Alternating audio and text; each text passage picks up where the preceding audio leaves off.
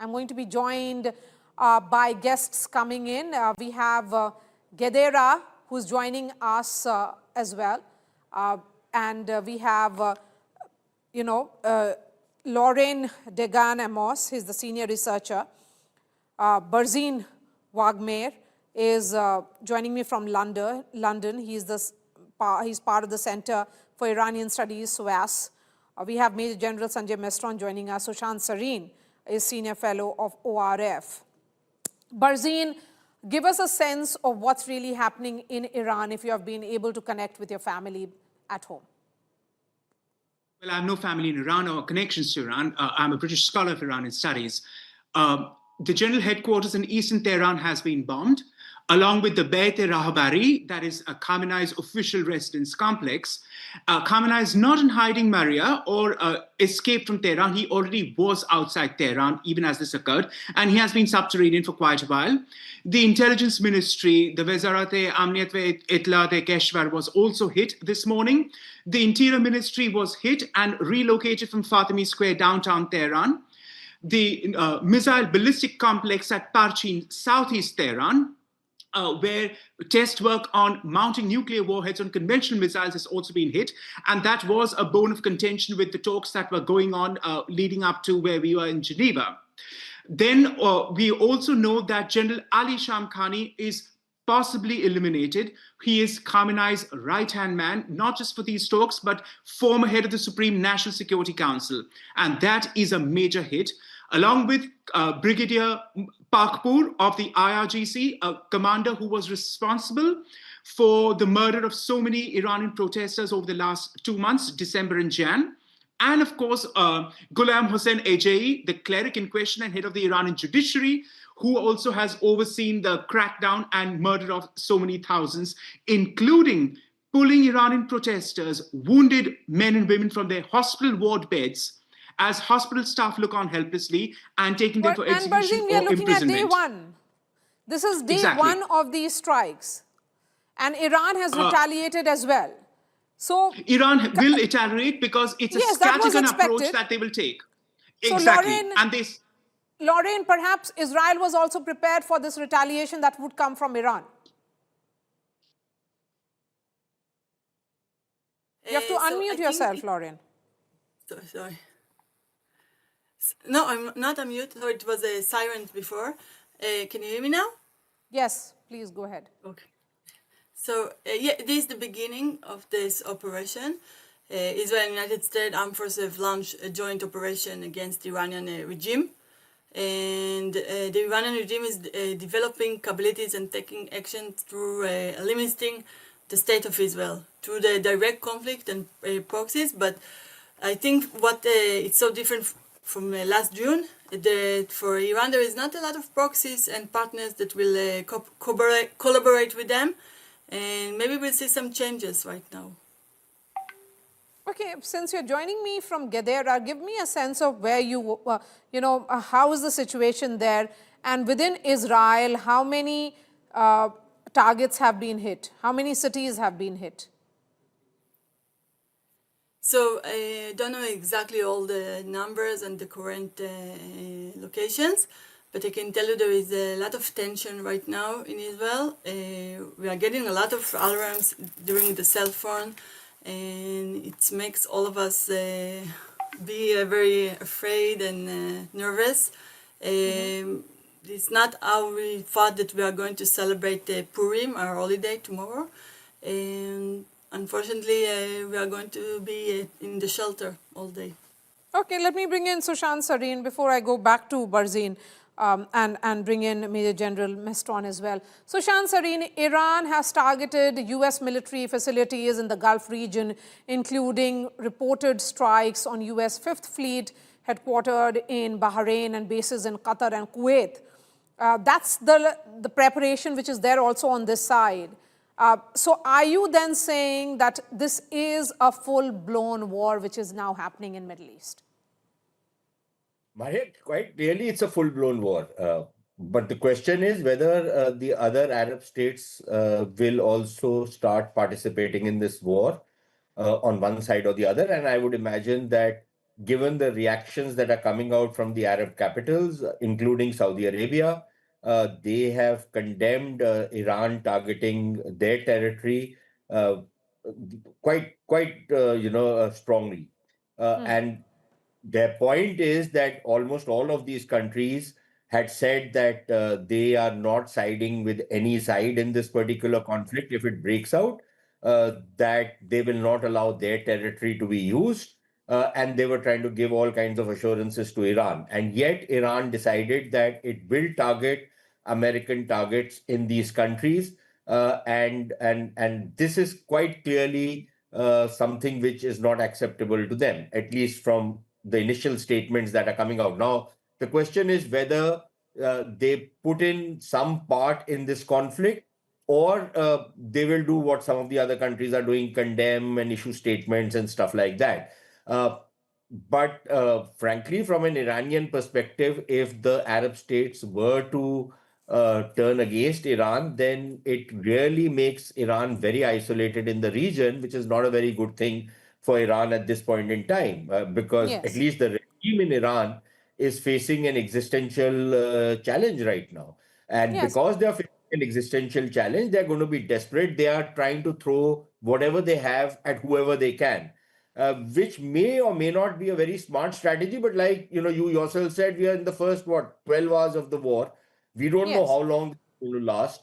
Is it going to be 12 days like last time? Is it going to be much longer like what has happened in Ukraine and Russia?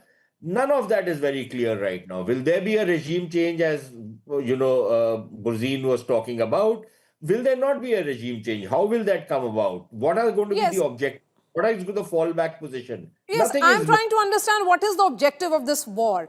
The Iran's foreign minister, Barzine, and come in on this, has said that this is unprovoked. But then all those countries in the Middle East may also say that attack on them is unprovoked.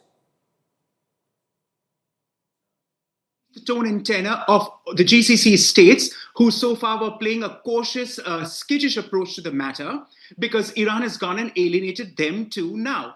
Because please remember, an Asian national was killed in Abu Dhabi this morning. That has been confirmed.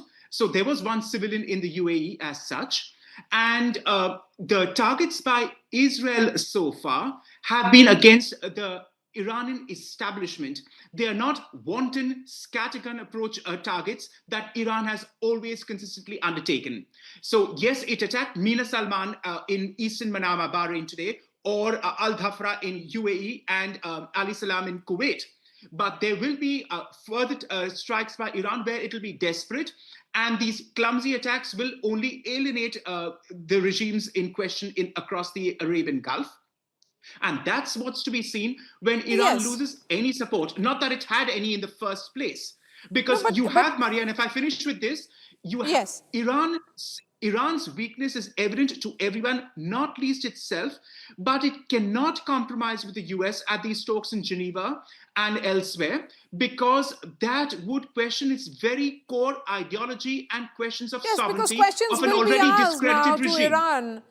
When they say that their attack on them is unprovoked, then all these countries in GCC will also say that attack on them, the military bases of US, is also unprovoked. A piece of breaking news which is coming in now is Iranian foreign minister has issued a statement, and he has said that Netanyahu and Trump's war on Iran is wholly unprovoked, illegal and illegitimate. Trump has turned America first into Israel first, which always means America last. He has gone on to say our powerful armed forces are prepared for this day and will teach the aggressors the lesson they deserve. Remember, this message that is coming in from Iran is that they are prepared. Major General Meston, are they really prepared for this? Yeah, good evening. From a military perspective and a strategic perspective, I would just like to highlight following issues and which will answer your question. Number one, who had the initiative and who was well prepared? I think Israel and United States had the initiative, and therefore they had planned for this war. There is no denying to the fact. Now, what was happening in this preparation time? The same preparation time was also known to Iran, and therefore they also got a time to prepare for all possible American-Israeli offensives and therefore for counter-reactions. Now, the side which has the initiative, obviously they always have a military advantage. That means they have well prepared, they have well rehearsed, and all contingencies have been worked out. So this would have been thought of, and therefore why this date was chosen today, apparently it was, I think one of the biggest things was Gerald Ford being positioned close to Haifa because that was an important necessity. Now, if in view of this, from the military and strategic perspective, I would like to highlight that yes, the intent was very clear to go in for war. Now, they had to give some strategic objectives. So, strategic objectives, which today President Trump has highlighted, destruction of the Iranian missile effort, and of course the regime change and Khamenei and everything. And he also said the war of freedom or the has begun, and therefore he was urging the people of Iran to join the protest whenever it happens. And right now he stated one important statement by Trump was that no one should come out on the streets now because bombings will take place. So what does this imply? Right now, what has been used, basically what has been used by Israel and Americans are basically, I think, missiles and some drones. Not beyond that. And yes, aircrafts have been this thing. Some of the aircraft missiles would have been launched, air-to-air missiles or air-to-ground missiles. But beyond this, nothing has happened. Right now, American assets have not been utilized. What are these assets? Biggest asset is the strategic bombers. Last night they used it in Midnight Hammer. Now, in this interim period, what are they achieving? Americans and Israeli satellites are there today. And we know in the world that the best satellites and the communication systems in the world is available with America and Israel. So they are monitoring everything. Real-time information is coming to their command control headquarters. With this real-time information, what are they looking for? They are looking for the launcher sites of the missiles. Now, all these missiles obviously are basically dug up in tunnels, and they have to exit from the tunnel finally to, take their path wherever they are destined. So the fact of the matter is that once this is happening, I think in a day or two, I presume, lot of strategic bombing and Air Force strikes will be on these missile launchers. They have to be in the open, but some launchers are within the tunnels itself. They will be destroyed. Not destroying, they are in deep inside tunnels. So what is the option? Block the exit and the entry, the way they had done in Natanz earlier also. So if you block the exit and entry, all those missiles which are lying there in huge numbers, they will not be able to use. So if I was to plan this operation, I would have done this way, because you have to look at the center of gravity of the Iranians, and their center of gravity is the missiles. So if you can destroy that over a period of time, how many days it takes, I agree with Sushant Sareen, very difficult to predict, but this would be the American intent. Now, what will it result into? The moment... Sir, I'm coming to you. Let me go back to Sushant on this point, because this marks a major escalation from what was seen as proxy tensions via Hezbollah or Hamas to direct US, Israel on one hand, versus Iran war, which is potentially reshaping the entire Middle East. The focus, certainly, Sushant Sareen, has also shifted from Gaza, Lebanon ceasefires to confronting Iran's nuclear program leadership and regional proxies. But this is a high risk, where Iran is prepared for retaliation, but it also stands the risk of being totally isolated. Who stands with Iran right now? No, look, there is a certain degree of isolation that Iran faces. I think that's undeniable. But it does probably enjoy some degree of support from countries like China and Russia. The point is that the Iranians even tried to probably avoid this war and were entering into negotiations with the Americans. But I think the Americans had more or less made up their mind that the time was opportune to hit at Iran and effect a regime change and defang Iranian capabilities completely. Now, I'm not getting into the right and wrong of what the Americans were trying to do, but it was very clear that those negotiations, they were constantly, changing the goalpost from one thing to another. So I think war had more or less become inevitable, and the longer the negotiations stretched out, it gave the Americans the opportunity to bring their second aircraft carrier and place it where they wanted to place it. Now, this is where things are right now. Now, the problem, Maria, is going to be that unless you have already won a war, you should not fight a war. That's the Sun Tzu logic. But the problem is that out here, we don't know how this war is going to go, whether the objectives of completely defanging Iran are achievable also, and at what cost, in what length of time. Secondly, can the Iranians actually resist change? Now, okay, you can attack the silos, you can attack their places where they've kept their missiles, but a lot of those missiles are mobile launched. And how do you target those? It's going to be difficult. We saw that last time as well, in June last year. So it's not going to be that easy. And then the question is whether the Arab states and Israel and the United States have the necessary air defense systems to prevent massive damage that Iran will seek to inflict Yes. on them. Yes, because And it's we beginning. DP Srivastava, former Indian ambassador to Iran, joining us as well. Mr. Srivastava, appreciate your time. The diplomatic fallout is clearly immediate here. And in fact, news just coming in. Let's go to this piece of breaking news which has just come in, that at least 3 big blasts have been now heard over the Dubai area. So now Dubai, UAE, Abu Dhabi, all these cities and countries are now on the radar of Iran. So that's the big tension. It has escalated. It's no longer between US, Israel on one hand versus Iran. Iran has retaliated and has targeted US base in multiple countries in the entire Middle East. Let me bring in Ambassador Srivastava. Ambassador Srivastava, how are you looking at these developments? This is a major escalation. Iran also risks being isolated in this entire region now.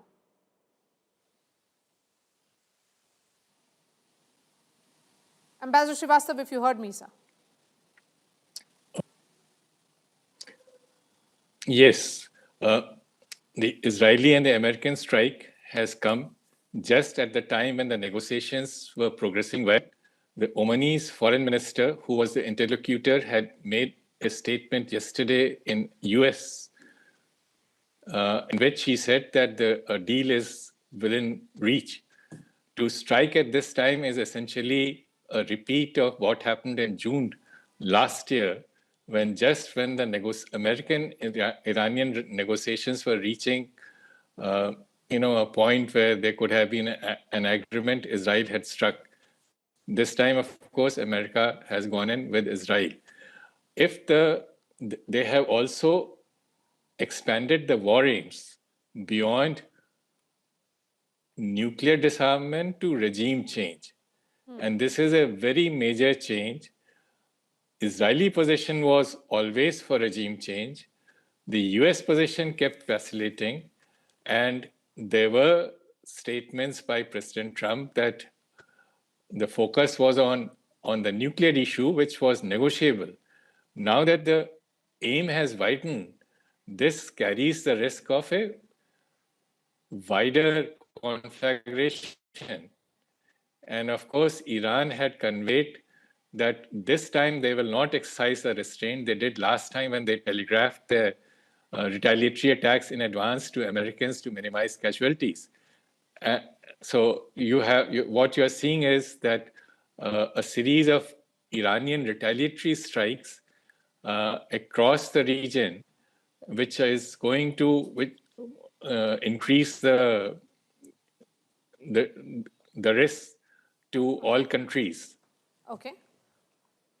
In fact, dramatic visuals are now coming in from Iranian strike on Bahrain, and Iranian UAV, in fact, falls on a building, reducing it to rubble. These are the visuals now coming in. We'll try and play that for our viewers. These are dramatic visuals coming in from Iranian strike on Bahrain. Similar strikes have been launched in multiple cities across the Middle East. Multiple cities being targeted by Iran. This is largely the US bases in these countries which have been targeted. Geeta Mohan is also joining us on this broadcast, but before I bring her in, Ambassador Srivastava, certainly it becomes, the visuals are dramatic, and this is the first 12 hours that we are looking at. How long do you see this war will be, and who will be the peacemaker, if any? wars always have unintended consequences. Let me take you back to 2002. On the deck of US aircraft carrier anchored off San Francisco, President Bush Jr. had declared mission accomplished, and war dragged on for a decade with $1 trillion of US Treasury plus the loss of American lives. At the end of it, the American influence was attenuated. Most of the major oil blocks in Iraq have gone to China. So at this stage, to say that this could be a short conflict, which is what perhaps the American policymakers want. Vice President Vance had said that a couple of days back. I'm not too sure of that. Let's, of course, hope that it comes to a quick end, because this is the region which produces 20% of the world oil supply. And Iran had conducted, exercises in Hormuz Strait, which carries this 1/5 of the global oil supply, which will have a major impact on the oil prices. Oil prices have already gone up to $72 till this morning. I have not checked the prices now. It's about $10 increase over a month's period. $1 increase in the price of oil translates into an increase in India's oil import bill of 14,000 crores annually. If that, that increase is sustained. So it's not good news for us. It's not good news for rest of the world, because oil is fungible commodity. Yes. Increase in the oil. Okay. Ambassador Srivastava, really appreciate your time. Geeta, 48 hours ago, you were in Tehran, and just look at what is happening now. Multiple cities across Iran targeted, and Iran has retaliated as well. Did you get that sense when you were speaking to the foreign minister? Well, the foreign minister himself, Maria, had said that when I asked him about the negotiations and that he's going into talks, he himself said that we are going into talks, but we do not trust America, because last time around during the 12-day war, they were in the midst of negotiations when America attacked. So he said, you never know what they're going to do next. And over here, the talks concluded. They decided on the next round of talks to be held in Vienna, and lo and behold, America has struck, particularly Israel and America have struck Iran yet again. So this is, and what's different over here, Maria, is that last time around it was almost a covert operation, but this time around, yes, it's an all-out war.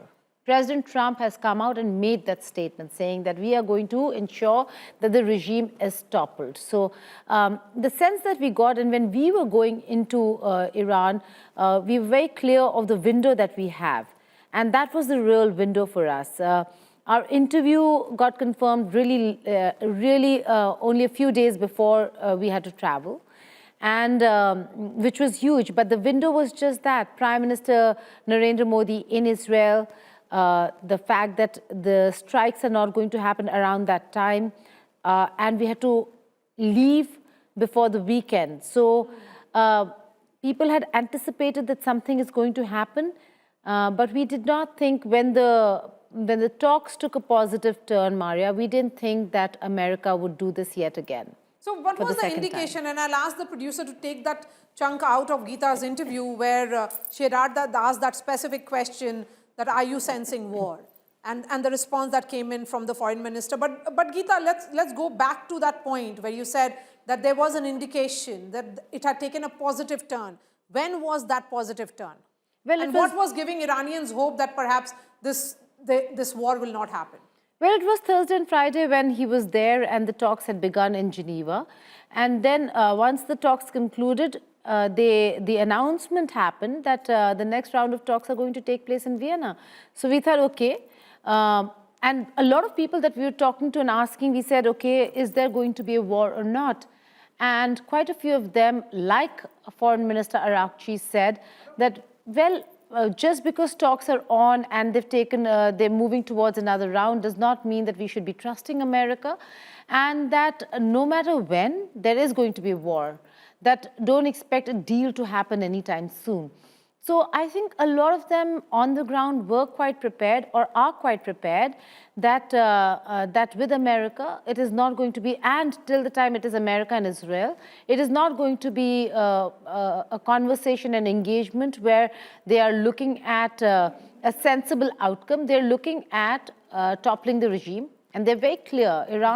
Tehran is very clear of that motive, that intent of Israel and that intent of America. So yes. And the intent is regime change. Yes, absolutely. So who after the present ruler is the question that I'm going to ask Geeta next. But before that, let's play a chunk of that interview. Remember, the timing could not have been more newsworthy. And that's why it was picked up by all major news networks across the world, where Geeta spoke to the Foreign Minister Arakchi.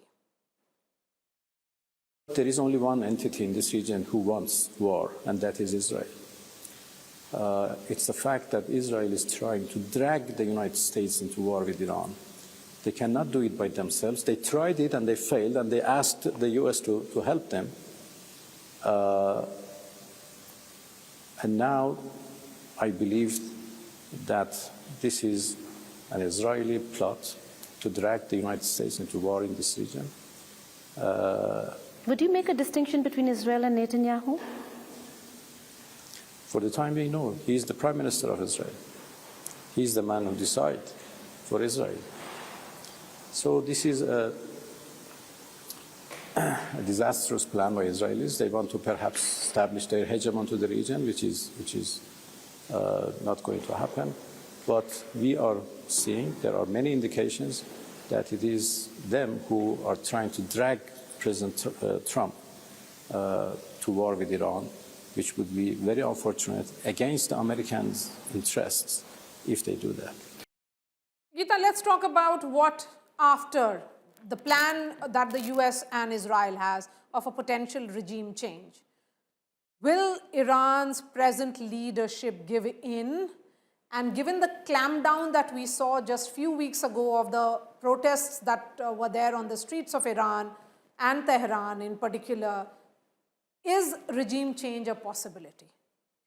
Well, it's going to be very difficult. Iran is not, and if it is only about targeting, I see Sushant is also with us, so we should also bring him in and ask him to weigh in. But the fact is that it's going to be very difficult, Maria, and I say this is because Iran, if America thinks getting rid of Ayatollah Khamenei means getting rid of the regime, then they're highly mistaken. That's not the calculation. Iran has plans of and a process in place for putting up a leadership at in every sector, so to say, not just the clergy, but the defense, the Security Council, the administration, all of them, they have a system in place. They have a second line of command, a third line of command. They have all that planned already. Why do they have that planned? One, because it's a system that has been in place for decades. But secondly, because of the situation on the ground. They know that should something happen, should there be attacks, and the fact that many of their top leadership, military leadership, have been assassinated. These are not assassination plots anymore, Maria. They're being assassinated. And once that happened, they realized that they need to have a second, third, fourth, line of officers and officials to take over any position that goes vacant because of the individual having been killed. Okay. Having said that, this is, what we are seeing today is an all-out war that could cost the entire region and the world very, very dearly. You're looking at Iran's response, as Foreign Minister Arakchi very clearly had said. He said, we're hoping for, if there is war, God forbid, they're prepared, but they're seeking peace. And if there is war, they don't need any missile that reaches America. They just need missiles under the 2,000-kilometer cap that they have to reach all the US bases, which, while you were reporting, you were saying it, exactly is what is happening right now. They're looking at Bahrain, Oman, the UAE, Saudi Arabia. all of these countries and the US bases there. Yes. So the strategy is to ensure that there's a cost to the attack on Iran. Okay. And the only thing that Iran has to think is sustenance up to a point where the global economy feels the pinch of an economic crisis for the international community, then to come and say ramp off on the escalation. Okay, Sushant Sareen, weigh in on this. The end game here. Maria, let me just start by saying that when you brought Geeta onto your show, it was almost like you blamed her for starting the war by interviewing the Indian foreign minister. I'm sure Geeta is blameless for what happened, despite a fabulous interview that she did. But look, I think it's difficult to predict what the end game is going to be. And I'll tell you the reason why. That I agree that regime change is not going to be that easy. It's also because even if this regime is unpopular, it has a significant amount of support within Iran. It has its constituency. Okay, even if you were to ignore that, look, my point is that what might happen is even worse. That the military offensive against Iran could actually seriously degrade the entire security structure in Iran, even if it does not affect a regime change from within. Uh, and that means is that you destroy the Iranian military, you destroy the Iranian security services, the navy, the air force hardly exists. And you have weakened the state to a point where you can then unleash all kinds of other forces in Iran, which means that you're looking at severe destabilization in Iran, separatist movements taking off, all kinds of other things. To my mind, that would be the worst case scenario, because that would spread the instability not just in Iran but around the region. And I think that is something which scares many countries in the region. That is one part of it.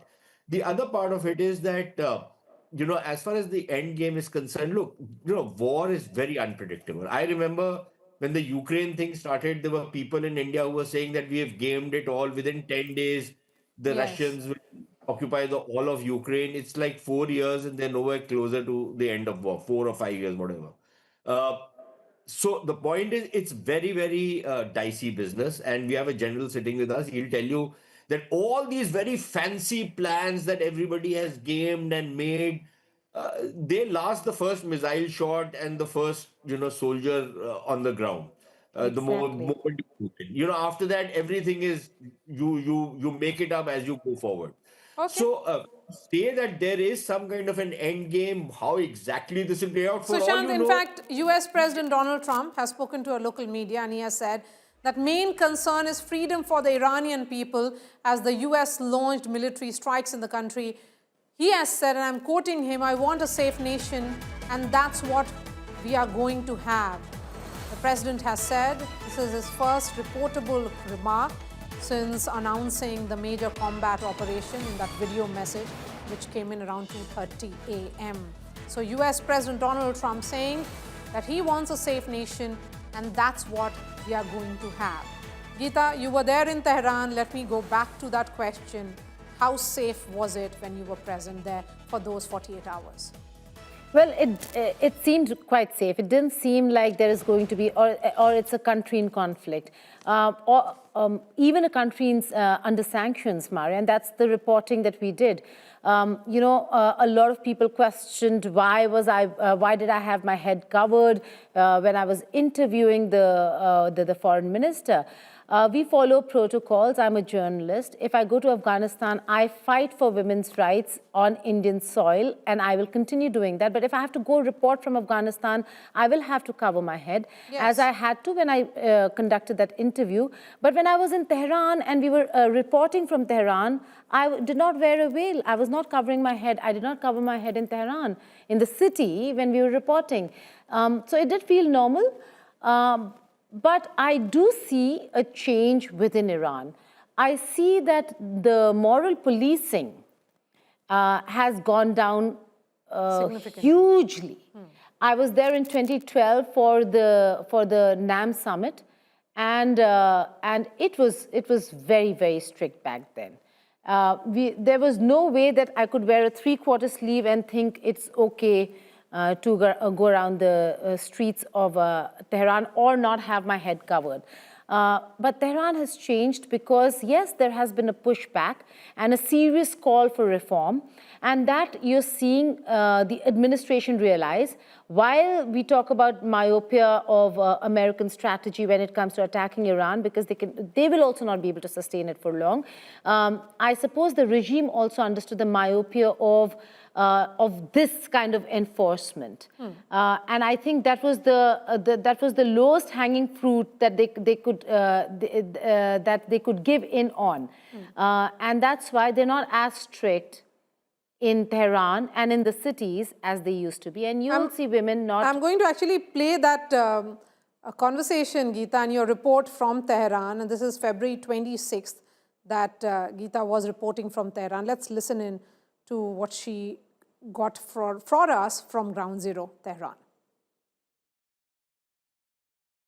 My team and I, we are absolutely amazed at the beauty of this structure, the beauty of this place. But that's not all.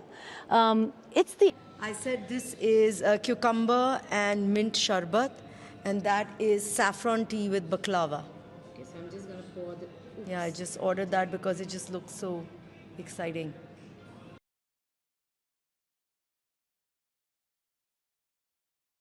My team and I, we are absolutely amazed at the beauty of this structure, the beauty of this place. But that's not all. I said this is cucumber and mint sharbat, and that is saffron tea with baklava. Okay, so I'm just going to pour the... Yeah, I just ordered that because it just looks... All right. So, Geeta, word on that report quickly before we bring in the new set of guests as you continue to be with us. That's a beautiful library that you got for the visuals of. I can't tell you how amazing the city of Tehran, but anybody who knows Iran and who's studied the region, Sushant particularly, would know that they're a lot into culture, into reading. They have the best poets of the world, authors, and some of the best cinema as well.